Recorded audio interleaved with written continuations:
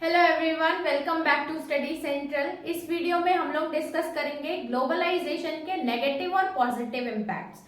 ये भी 8 मार्क्स का क्वेश्चन आता है, आपको डायरेक्टली पूछ सकता है कि effects of globalisation in Indian economy, ये पूछेगा तो आपको समझ जाना है कि आपको नेगेटिव और पॉजिटिव इम्पैक्ट्स दोनों लिखने हैं। क्वेश्चन डायरेक्ट भी पूछ सकता है कि स्टेट पॉजिटिव और नेगेटिव इम्पैक्ट्स ऑफ ग्लोबलाइजेशन।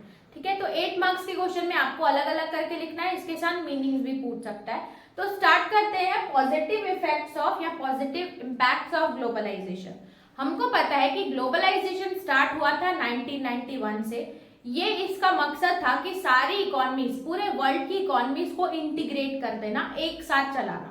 अब यूं तो देखा जाए तो इसके बहुत सारे पॉजिटिव इम्पैक्ट्स हैं, क्योंकि इसने एक स्पीड दे दिया था इकोनॉमी को। ठीक है, तो नजर डालते हैं कि एक्चुअल में क्या क्या पॉजिटिव इम्पैक्ट्स ग्लोबलाइजेशन इंडिया के लिए लेके आया है।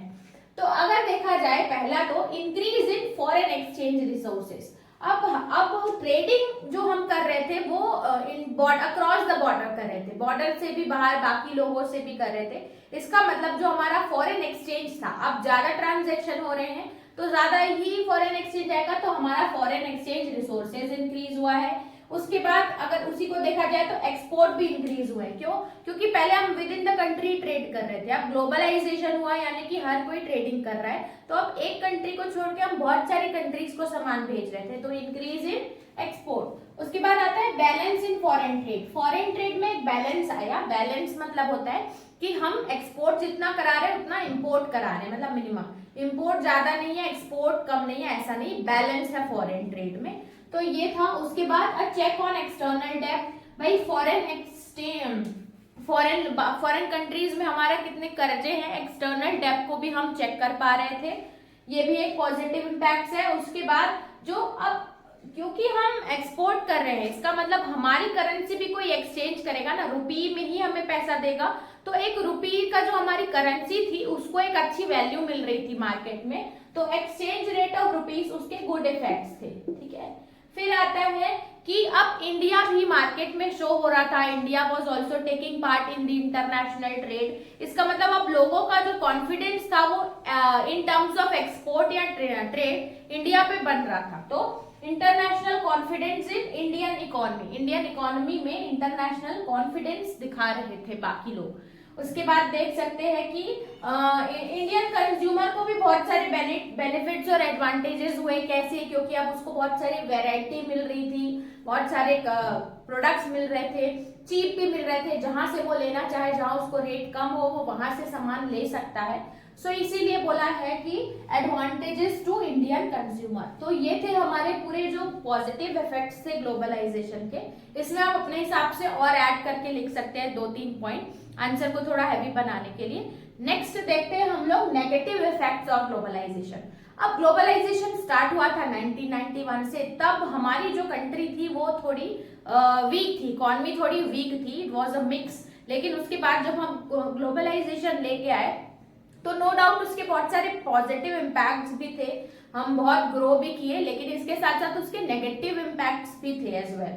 ठीक है, तो उस पर देखते हैं। नेगेटिव था कि एक अनइक्वल कंपटीशन अराइज हो रहा था। अनइक्वल कंपटीशन यानी कि अब जो स्मॉल स्केल इंडस्ट्री है और लार्ज स्केल इंडस्ट्री, बाकी कंट्री की डेवलप्ड कंट्रीज, उनके प्रोडक्ट को मैच किया जा रहा था। तो जाहिर सी बात है कि ये लेस कैपिटल पे काम कर रहे हैं और वो लोग टेक्नोलॉजी पे काम कर रहे हैं, इसीलिए जो कंपटीशन था वो हेल्दी कंपटीशन नहीं था, वो अनइक्वल कंपटीशन अराइज हो रहा था। उसके बाद impacts and effects of earlier protection and controls, यानी कि जो पहले हम प्रोटेक्शन या कंट्रोल्स किए थे to protect small scale industry, to protect backward industries, उसको भी थोड़ी डिफिकल्टी आ रही थी, क्योंकि अब ग्लोबलाइजेशन हो रहा था, हर कोई ट्रेडिंग कर रहा था, तो जो लोकल प्रोडक्ट्स है उनको कोई फेवर ही नहीं कर रहा था, जो अभी तक हम उनको प्रोटेक्ट करते आए थे, कंट्रोल करते आए थे। तो जो प्रीवियस रूल्स एंड रेगुलेशन बनाए गए थे उस पर अभी ध्यान नहीं दिया जा रहा था, तो ये भी एक नेगेटिव इम्पैक्ट है। फिर discrimination with Indian industries. Indian industries थोड़ी टेक्नोलॉजी के हिसाब से बैकवर्ड थी, क्योंकि हम लोग डेवलपिंग कंट्रीज में आ रहे थे। अब डेवलप्ड कंट्री के साथ अगर आप डेवलपिंग कंट्रीज का प्रोडक्ट मैच करोगे तो समवॉट डिफरेंस आएगा, क्योंकि और कैपिटल में भी डिफरेंस है ना, इसीलिए जो हमारी इंडियन इंडस्ट्री थी वो थोड़ी डिस्क्रिमिनेट हो रही थी on the basis of quality of products, on the basis of input जो लग रहा था, इसीलिए। उसके बाद आता है guarantees to MNC. MNC multinational companies को बहुत ज्यादा फायदे हो रहे थे as compare to small scale industries जो हमारी डोमेस्टिक इंडस्ट्रीज थी वो। तो ये भी एक टाइप का अनहेल्दी कंपटीशन अराइज हो रहा था बिकॉज ऑफ ग्लोबलाइजेशन। तो ये था हमारा topic about positive effects of globalisation as well as negative effects of globalisation. I hope आपको समझ में आया होगा। चलते हैं नेक्स्ट वीडियो में, देखते हैं इस चैप्टर का नेक्स्ट टॉपिक। तब तक के लिए थैंक